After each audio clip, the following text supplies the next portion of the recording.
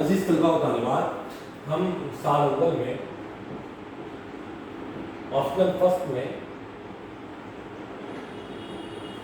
غزل کا مطالعہ کر رہے ہیں اور غزل کے پہلے شاعر شامل نصاب ہم لوگوں کو ولی اورنگ آبادی کا مطالعہ کرنا ہے۔ آئیے، ہم نے کل ولی اورنگ آبادی کے متعلق ولی کا تعارف حاصل کیا۔ ہم نے کل ولی اورنگ آبادی کا تعارف حاصل کیا۔ ولی اورنگ آبادی یا ولی دکنی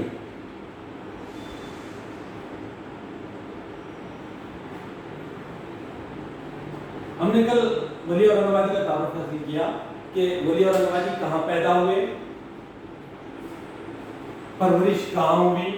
کس ماحول میں تعلیم حاصل کی، ولی کو سفر کا شوق تھا، ولی نے کن کن علاقوں کا سفر کیا، سفر حج کا تک تذکرہ ہم نے کل کے بعد میں کیا۔ اور ولی نے اخیر میں جو دلی کا سفر ہوا اور دلی میں جو ادبی اثرات ولی نے ڈالے ہیں، اس کے بعد جب ولی دکن آئے، دکن گجرات آئے اور گجرات میں احمد آباد میں متوطن ہو گئے اور اپنی آخری سانسیں ولی نے 31 اکتوبر 1667 میں ولی اورنگ آباد میں پیدا ہوئے اور 31 اکتوبر 1760 کو احمد آباد میں ولی پیدا ہوئے اور احمد آباد گجرات میں ولی نے وفات پائی اور یہیں آسودہ خاک ہوئے ہیں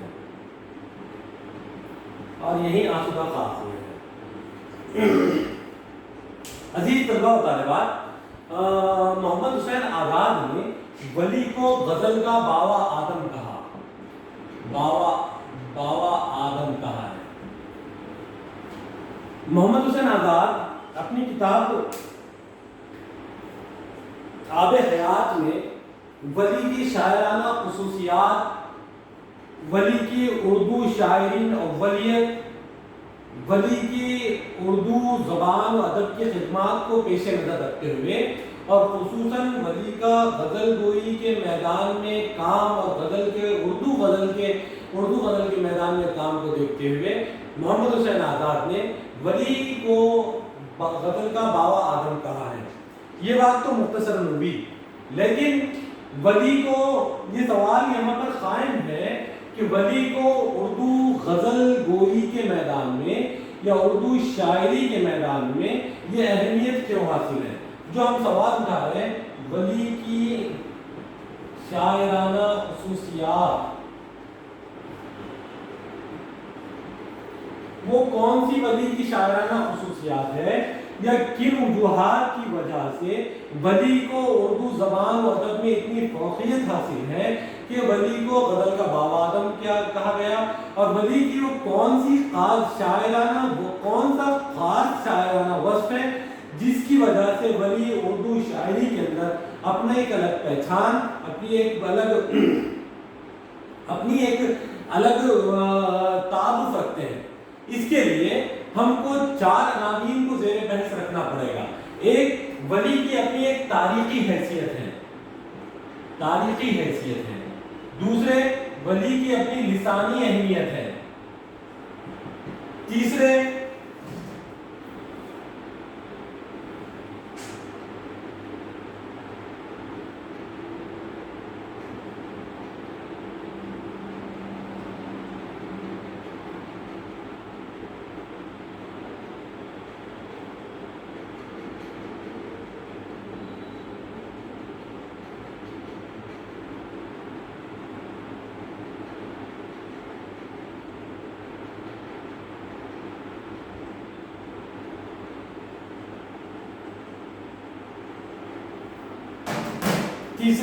ولی کا اسلوب ہے۔ چوتھے، ایک تاریخی اہمیت، لسانی اہمیت اور اسلوب۔ ہم کو ولی کی شاعری کو سمجھنے کے لیے ان عناوین کے تحت ولی کو سمجھنا ہوگا، کیونکہ ولی کو جو غزل کا بابا اعظم کہا گیا، کیا وجوہات ہے جس کی وجہ سے ولی کو غزل کا بابا اعظم کہا گیا؟ ہم کو یہ بات معلوم ہوگی کہ ولی نے تاریخی اعتبار سے ولی کو اردو زبان و ادب میں وہ مقام اور وہ اہمیت حاصل ہے جس کو ہم اگر تاریخی پس منظر میں، تاریخی سیناریو کے اندر ولی کا مطالعہ کرتے ہیں تو ہم کو معلوم ہوگا کہ ولی اورنگ آبادی جو 1767 کے اندر پیدا ہوئے اور 1707 کے اندر وفات پائی، 1767 سے لے کر 1707 کا یہ جو وقفہ ہے یہ ہندوستان کی تاریخ کا ایک سنہری دور کہا جا سکتا ہے۔ اورنگزیب کی شمالی ہند میں، دلی میں اورنگزیب کی حکومت جو بام عروج پر تھی اور ہندوستان کا جو محل وقوع تھا جغرافیائی اعتبار سے، جو ہندوستان تھا وہ ایک وسیع و عریض خطے پر مبنی تھا۔ کابل سے لے کر کنیا کماری تک کا جو علاقہ تھا یہ سرزمین ہند کا علاقہ تھا۔ اس وجہ سے ایران، توران، کابل، عرب، عراق، یہ سارے یہاں کے علماء اہل فن ہندوستان کے اندر موجود خوشحالی، ادب نوازی، علم نوازی، علم دوستی کے ماحول کو دیکھ کر ہندوستان کے اندر تاریخی اعتبار سے ایک سنہری دور چالو تھا، سنہری دور تھا۔ اس دور کے اندر یہاں کی زبان پر، یہاں کے آسودہ ماحول پر، یہاں کی سرکاری زبان فارسی تھی۔ شعراء فارسی زبان میں اپنے کلام کو کہنے میں فخر محسوس کرتے تھے۔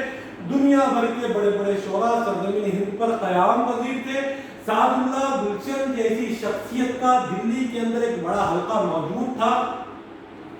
جو فارسی زبان و ادب کے اندر شعر و ادب کی خدمات انجام دے رہا تھا۔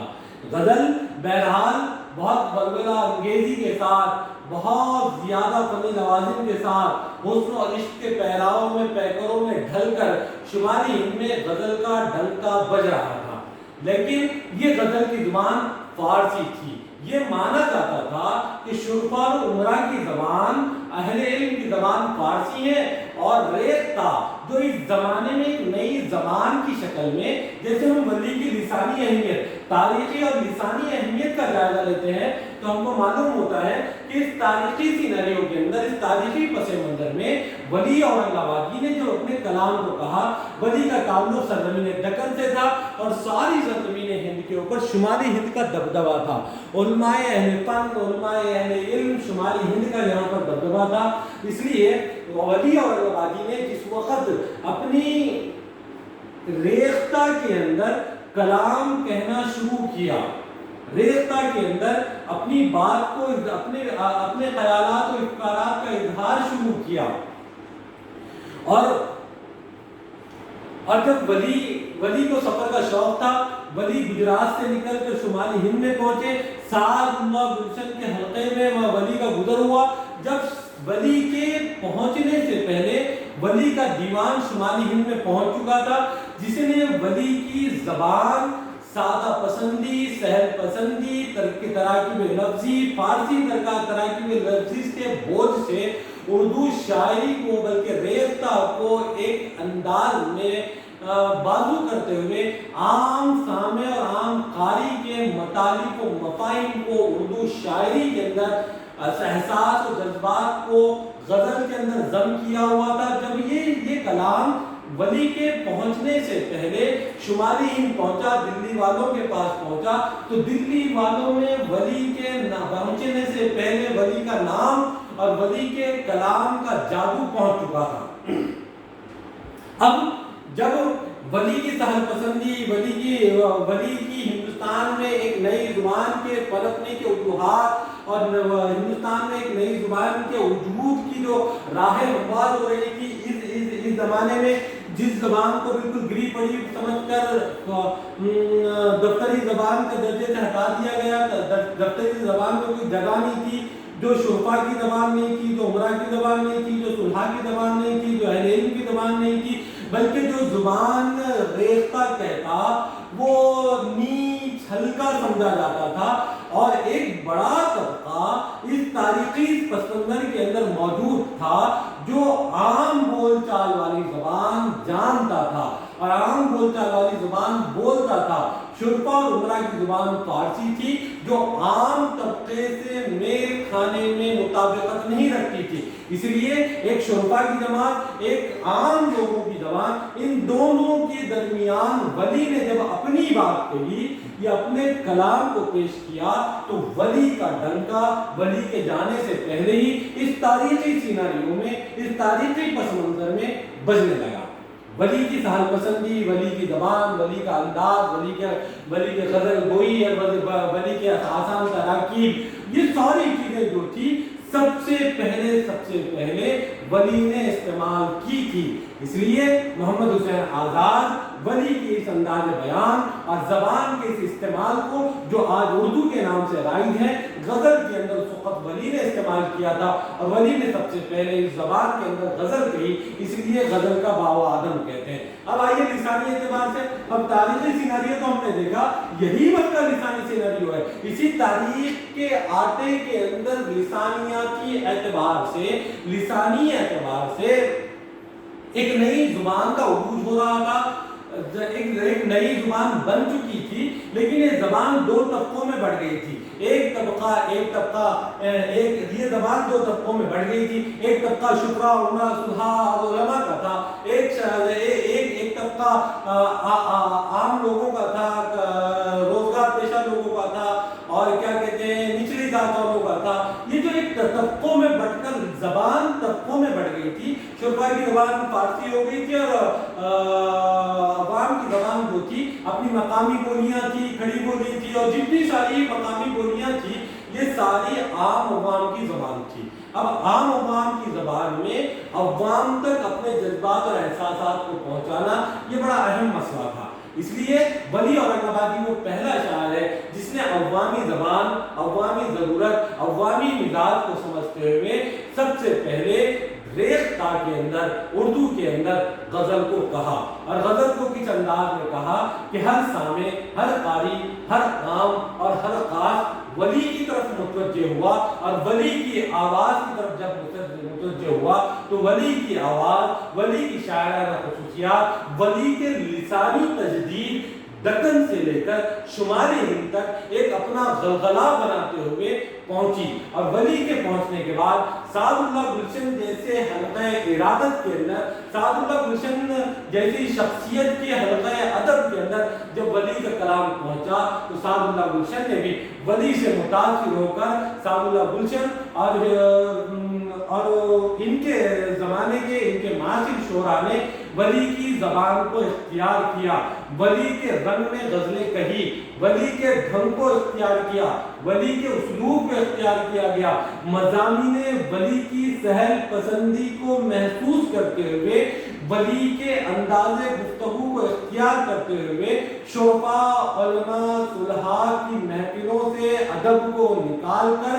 आम सामे वो कारी तक लाया गया। और इसका सबसे बड़ा सेहरा वली औरंगाबादी को जाता है, इसलिए भी वली औरंगाबादी को गजल का बावा आदम कहा जाता है। अब आइए ये उन्वान को हम मुकम्मल करते हुए वली की शायराना खुसूसियात की तरफ तवज्जो दें कि वली की वो कौन कौन सी शायराना खुसूसियात हैं जिसकी वजह से वली को शायरी के अंदर इम्तियाज हासिल है।